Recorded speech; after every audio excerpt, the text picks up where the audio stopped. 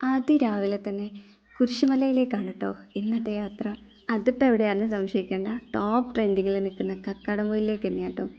കക്കാടംപൊയിലേക്ക് നമുക്ക് private buses ഒന്നും ഇല്ല കേട്ടോ. കാരണം ഒരു ഹൈ റേഞ്ച് ഏരിയ അല്ലേ, അവിടേക്ക് നമുക്ക് ഈ KSRTC സർവീസ് മാത്രമേ ഉള്ളൂ കേട്ടോ. അപ്പം നമ്മൾ അതിരാവിലെ 7:10 നമുക്ക് കോഴിക്കോട് KSRTC ഡിപ്പോന്ന് ബസ് ഉണ്ടെന്ന് അറിഞ്ഞു വന്നതാണ് കേട്ടോ. പക്ഷേ നമുക്ക് ജസ്റ്റ് മിസ്സായിപ്പോയി. അപ്പോൾ നമ്മൾ നേരെ തിരുവമ്പാടിയിൽ നിന്നാണ് ഈ KSRTC ബസ് പിടിച്ച് പോകുന്നത് കേട്ടോ. അതായത് കക്കാടംപൊയിലിന് തൊട്ട് മുന്നേ ഉള്ള, അതായത് തിരുവമ്പാടി ടച്ച് ചെയ്യാതെ നമുക്ക് കക്കാടംപൊയിലേക്ക് പോകാൻ പറ്റില്ല. അപ്പം അവിടുന്ന് കറക്റ്റ് 9:30 എടുക്കുന്ന KSRTC ബസ്സിലാണ് കേട്ടോ നമ്മൾ പോകുന്നത്. അപ്പോൾ ഇവിടേക്ക് വരുന്നതിന് മുന്നേ ഒരുപാട് ചോദ്യങ്ങളുണ്ടായിരുന്നു മനസ്സിൽ. എങ്ങനെ പോകണം, എപ്പോൾ പോകണം, എന്ത് എന്നൊക്കെയുള്ള ഒരുപാട് ചോദ്യങ്ങൾ. അപ്പം ആ ചോദ്യങ്ങൾക്കൊക്കെ ഉള്ള ഉത്തരമാണ് ഈ വീഡിയോ. സ്കിപ്പ് ചെയ്യാതെ മുഴുവൻ കാണണേ. അങ്ങനെ നമ്മൾ ഒരാൾക്ക് 30 രൂപയാണ് കേട്ടോ ടിക്കറ്റ്. ഞങ്ങൾ 2 പേര് 60 രൂപയാണ്. അപ്പോൾ ഓക്കെ. അപ്പോൾ എന്താ പറയുക, അവിടെ കുരിശുമലയിൽ എത്തുന്നതിന് മുന്നേ തന്നെ തുടങ്ങും കേട്ടോ അവിടേക്കുള്ള കാഴ്ചകൾ. അതായത് ആ ഒരു ഹെയർപിന്ന് പോലെയുള്ള റോഡിലൂടെ ഇങ്ങനെ പോകുമ്പോൾ കണ്ടോ അടിപൊളി കാഴ്ചയാണ്. ഇങ്ങനെ താഴ്വാരത്ത് പുല്ലും ഒക്കെ ആയിട്ട് ഇങ്ങനെ നിൽക്കുന്ന കാണാം. നമുക്ക് 2 രീതിയിൽ ഇങ്ങോട്ട് വരാം കേട്ടോ. നിലമ്പൂർ വഴിയും വരാം, അല്ലെങ്കിൽ കോഴിക്കോട് വഴിയും വരാം. അങ്ങനെ കോഴിക്കോട് വഴി വരുമ്പോഴാണ് കോഴിക്കോട് കുന്നമംഗലം, ഓമശ്ശേരി, തിരുവമ്പാടി, കക്കാടംപൊയിൽ, നായാടംപൊയിൽ അങ്ങനെയാണ് കേട്ടോ റൂട്ട് വരുന്നത്. അപ്പോൾ എന്താ പറയുക, കക്കാടംപൊയിൽ വരെ നമുക്ക് എപ്പോഴും 1 hour വെച്ചിട്ട് ബസ് കിട്ടും കേട്ടോ. KSRTC ബസ് ഉണ്ടായിരിക്കും. പക്ഷേ അതിന് ശേഷം കക്കാടംപൊയിൽ നിന്ന് നായാടംപൊയിലേക്ക് നമുക്ക് ബസ്സില്ല. അത് ഞങ്ങൾ ഓട്ടോ പിടിച്ച് പോയതാണ്. ഞങ്ങൾ KSRTC മിസ്സായത് കാരണം കേട്ടോ. അങ്ങനെ മല കയറാൻ തുടങ്ങി കേട്ടോ. കറക്റ്റ് 11:20 നമ്മൾ മല കയറാൻ തുടങ്ങി. ഏകദേശം 1 കിലോമീറ്റർ നടക്കാനുണ്ടെന്ന് കേട്ട്. അത്യാവശ്യം കുത്തനെയുള്ള മലയാണ് കേട്ടോ. അതായത് നല്ല ഒരു സ്മൂത്തായിട്ടുള്ള റോഡൊന്നുമല്ല. അങ്ങനെ കയറി കഴിഞ്ഞു. നമുക്ക് കറക്റ്റ് 11:50 ആയപ്പം 25 മിനിറ്റോടെ നമ്മൾ കയറി കേട്ടോ. റോഡ് കണ്ടോ, നല്ല ട്രെക്കിംഗ് വൈബാണ് കേട്ടോ. അതേപോലെ ഈ റൂട്ടിൽ ജീപ്പ് ഉണ്ട് കേട്ടോ. നമുക്ക് താഴേന്ന് ജീപ്പ് വിളിച്ച് പോകാൻ പറ്റും. അതേപോലെ ചെറിയ വണ്ടിയൊക്കെ ആണെങ്കിൽ, അത്യാവശ്യം നല്ല ട്രക്കിങ്ങിനൊക്കെ ഇഷ്ടപ്പെടുന്ന ആളുകളാണെങ്കിൽ മലയുടെ താഴെ വരെയൊക്കെ നമുക്ക് വണ്ടി കൊണ്ടുപോകാൻ പറ്റുമേ.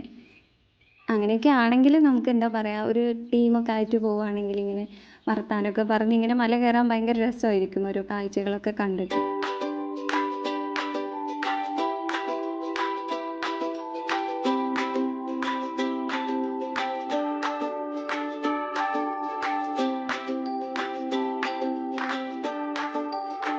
അങ്ങനെ നമ്മളിതേ അവസാനം എത്തി കേട്ടോ. ഓഹ്, അടിപൊളി കാഴ്ചയാണ് കേട്ടോ.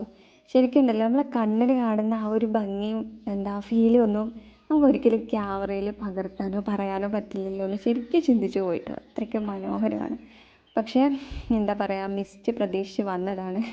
നമുക്കതൊന്നും കിട്ടിയില്ല കേട്ടോ. നമ്മൾ ആ സമയം ജസ്റ്റ് വൈകിപ്പോയി. അതായത് മോർണിംഗിൽ വന്നു കഴിഞ്ഞാൽ നമുക്ക് കിട്ടുമായിരുന്നു. പക്ഷേ ഇങ്ങനെ നോക്കിക്കഴിഞ്ഞാൽ അപ്പുറത്തൊക്കെ ഫോഗി ആയിട്ട് കിടക്കുന്നത് കാണാം കേട്ടോ. അപ്പം അങ്ങനെ സന്തോഷമാണ്.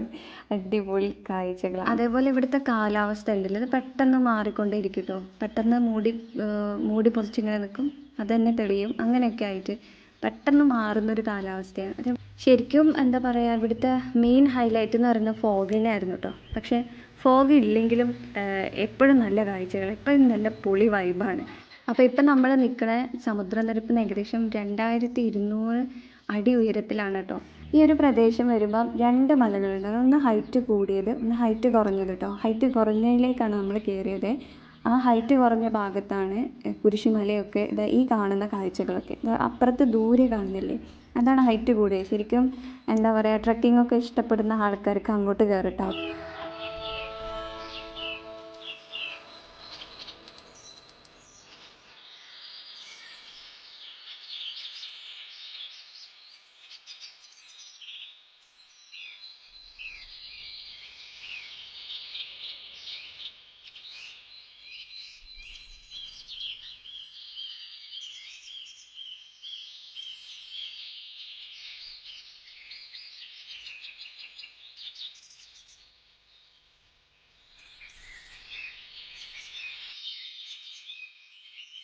അതേപോലെ ഫാമിലിയൊക്കെ ആയിട്ട് വരുന്നവർ കൂടുതലും ഈ കുരിശുമലയിലേക്കാട്ടോ കയറുന്നത്. അതേപോലെ നമ്മൾ വന്ന ഈ ഒരു സമയത്ത് ആളുകൾ കുറവാണ് കേട്ടോ. പക്ഷേ ഹോളിഡേയ്സിലൊക്കെ അത്യാവശ്യം നല്ല തിരക്കുണ്ടാവും ഇവിടെ.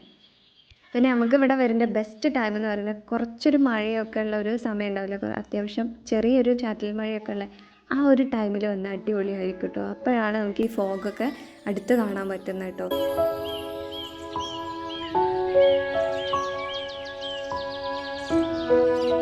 അങ്ങനെ തിരിച്ചിറങ്ങാൻ സമയമായിട്ടോ.